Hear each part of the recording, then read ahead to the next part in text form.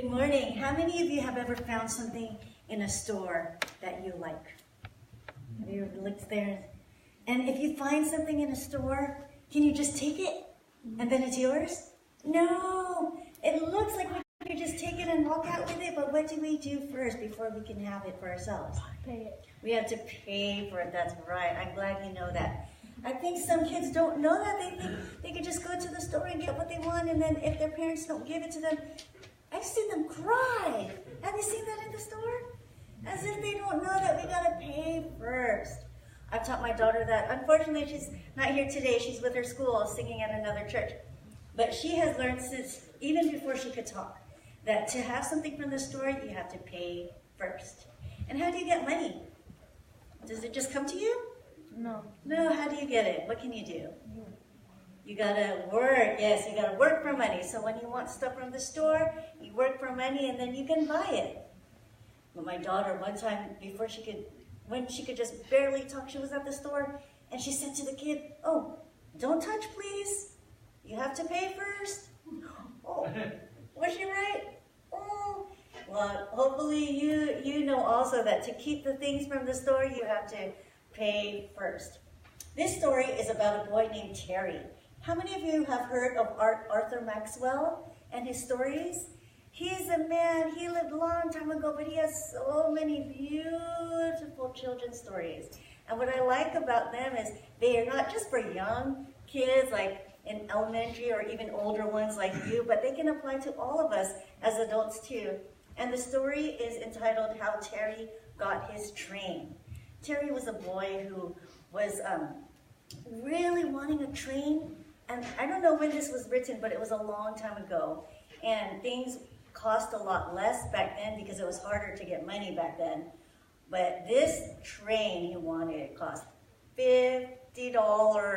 Oh my. How many of you think $50 is a lot of money for a toy?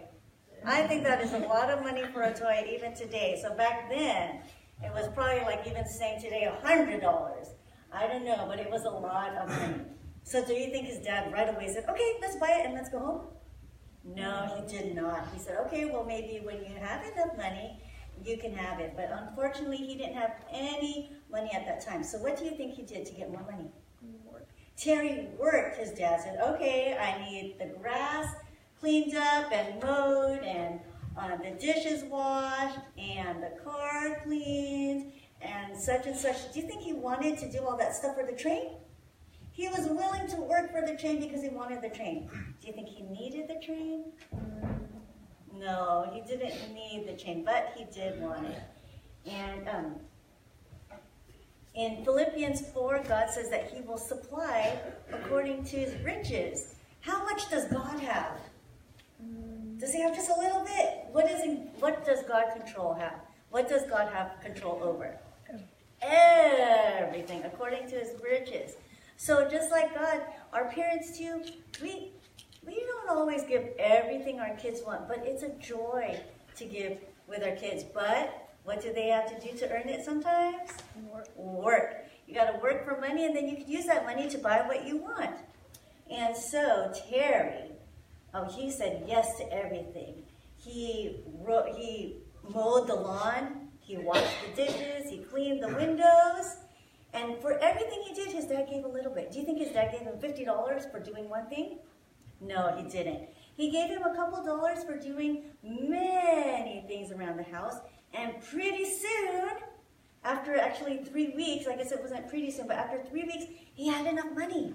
He had the $50. What do you think he wanted to do with his $50? He wanted to go buy that train. So they went to the store and he was so excited to buy the train and found that it was already bought. Somebody had gotten it and it was no longer in the store. And the dad said, "Oh, that's too bad, but let's go home. Maybe you could spend your money on something else." So when he went home, his dad told him, "Go open the back door. Let's see what you have there."